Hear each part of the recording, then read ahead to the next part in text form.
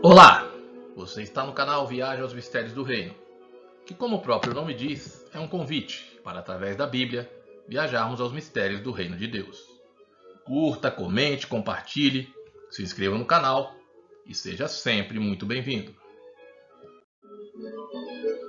Neste vídeo abordaremos o capítulo 20 do livro do Apocalipse, no qual temos a prisão de Satanás, o milênio, a última das batalhas, neste capítulo chamada de Gog e Magog, e o juízo final, que é o grande trono branco. Lembre-se, no capítulo 18 vimos a queda de Babilônia, no 19 o fim da besta e do falso profeta. Agora, o próprio Satanás é aprisionado por 1000 anos em mais um passo da vitória de Cristo. A sequência das últimas coisas que estamos vendo nos capítulos finais do Apocalipse é o seguinte: o Messias retornará, o juízo será instaurado, ocorre o milênio, temos então uma última revolta, o juízo final e, por fim, novos céus e nova terra. E vi descer do céu um anjo, que tinha a chave do abismo e uma grande cadeia na sua mão. Ele prendeu o dragão, a antiga serpente, que é o diabo e Satanás, e o amarrou por 1000 anos. Aqui, o texto retoma a descrição de Satanás feita no capítulo 12, o dragão, a antiga serpente, o diabo e Satanás.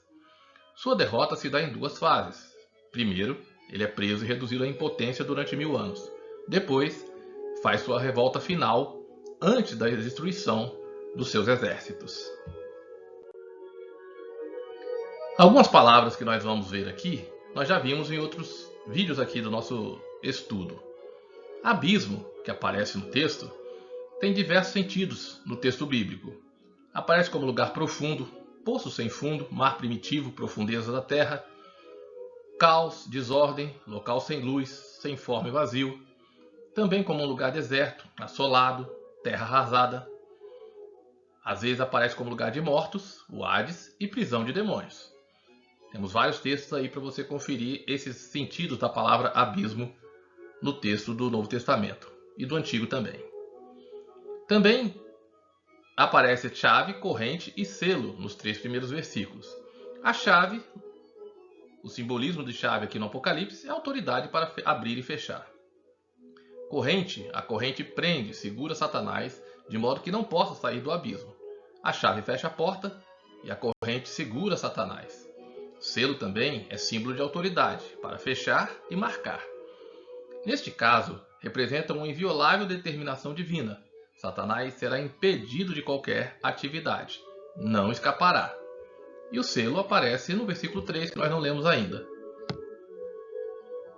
Lançou-o no abismo, o qual fechou e selou sobre ele, para que não enganasse mais as nações, até que os 1000 anos se completassem. Depois disso, é necessário que seja solto por um pouco de tempo.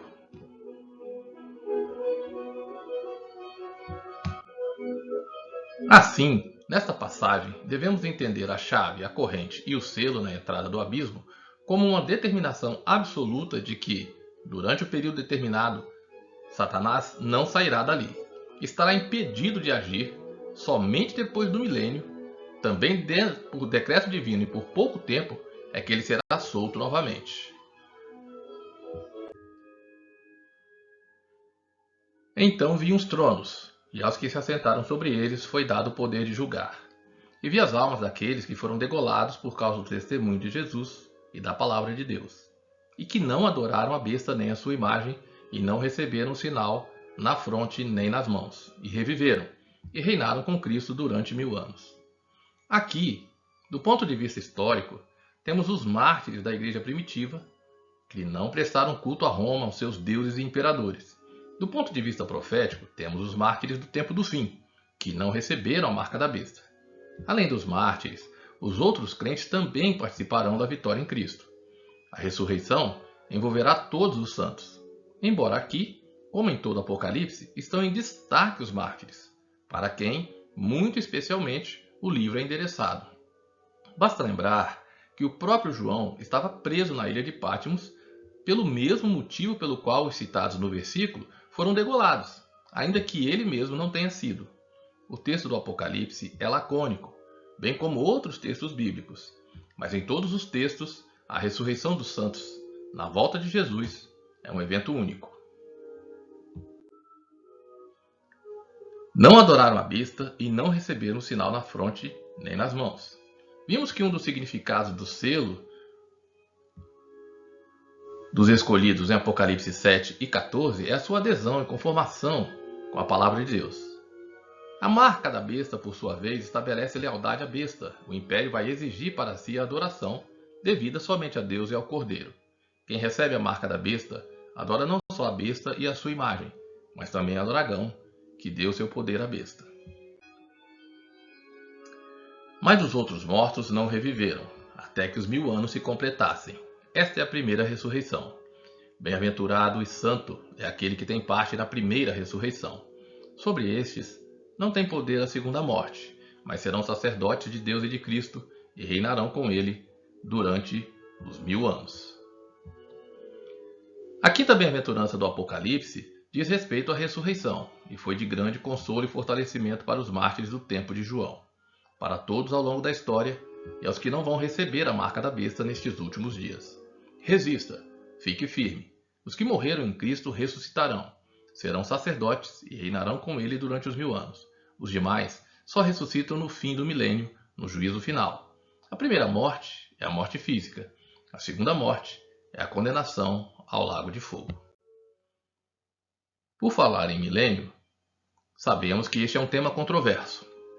O Apocalipse foi escrito para consolar os santos que sofriam sob a perseguição, não para tornar-se motivo de contenda na igreja. Portanto, apesar de crermos que João tinha em mente uma era literal, durante a qual Cristo reinará supremamente, não temos que ser dirigidos por preconceitos, produzindo contenda entre os irmãos que porventura não concordem com nossos pontos de vista. Um reinado literal do Messias era também uma expectação rabínica. A tradição judaica fala de uma duração de 1000 anos, embora alguns escritos deles falem também de uma duração menor. Ou seja, haveria uma era messiânica antes do estabelecimento do estado eterno e final. O milênio, pois, é um período de transição entre a antiga ordem de coisas e o estabelecimento do novo céu e nova terra. Há vários pontos de vista sobre o milênio. O ponto de vista judaico, por exemplo, ensina a restauração de Israel, seu governo sobre o mundo, a adoração no templo, os sacrifícios de animais e etc. Os pré-milenistas creem nisso também, porém acontecendo antes do milênio. Achamos difícil esse ponto de vista porque não existe nenhuma justificativa para a restauração do sacrifício de animais a partir de tudo aquilo que nós vimos no Novo Testamento, principalmente na Epístola aos Hebreus. Do ponto de vista eclesiástico, a igreja vitoriosa obterá domínio sobre o mundo inteiro e estabelecerá o seu reino. O pós-milenismo, na verdade, é uma outra forma desse ponto de vista. O ponto de vista idealista ensina que o milênio é apenas um triunfo espiritual no íntimo. Não haveria jamais qualquer reino literal, político ou social. O ponto de vista amilenista ensina que os 1000 anos são simbólicos.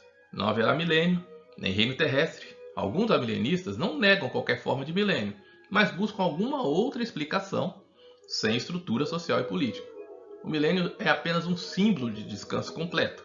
O conceito do milênio é apenas símbolo das bênçãos da experiência cristã nesta vida.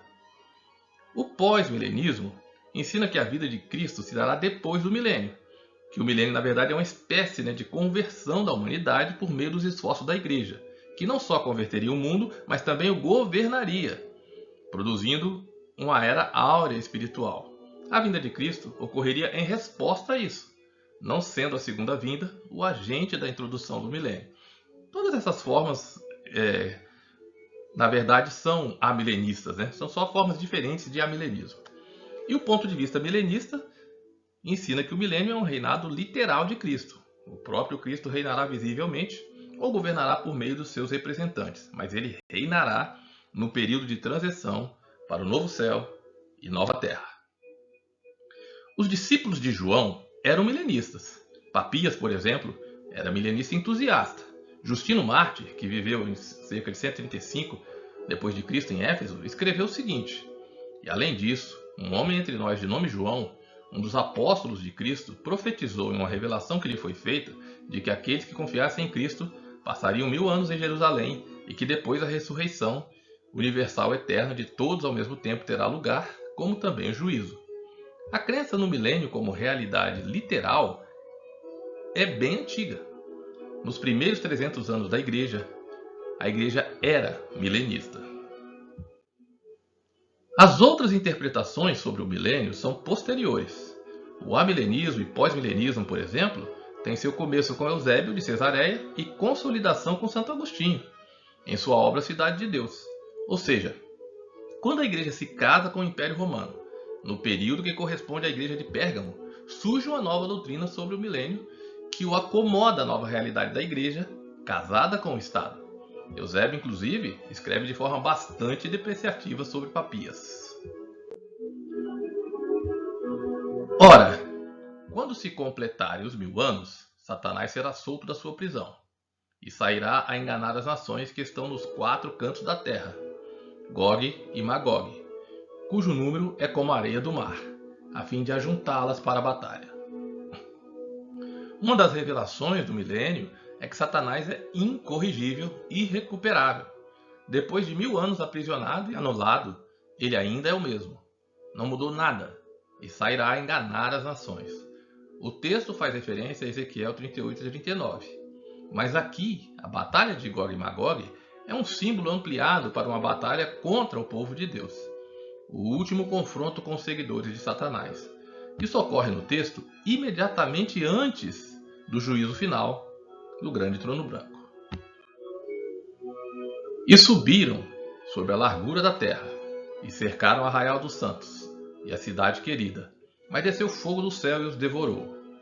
E o diabo que os enganava foi lançado no lago de fogo e enxofre, onde estão a besta e o falso profeta, e de dia e de noite serão atormentados pelos séculos dos séculos. A cidade santa é cercada, mas desta vez simplesmente desceu fogo do céu e os devorou. E o próprio Satanás é, enfim, lançado no lago de fogo, onde já estão a besta e o falso profeta, como vimos no capítulo 19. E vi um grande trono branco, e o que estava sentado sobre ele, de cuja presença fugiram a terra e o céu, e não foi achado lugar para eles. E vi os mortos, grandes e pequenos, em pé diante do trono, e abriram-se uns livros, e abriu-se outro livro, que é o da vida, e os mortos foram julgados pelas coisas que estavam escritas nos livros, segundo as suas obras. O julgamento do grande trono branco é o juízo final. É o fim da antiga criação. Conforme vemos em Apocalipse 21 e 1, 2 Pedro 3, 12 e 13, o que é antigo desaparecerá de vez, e uma criação inteiramente nova virá à existência.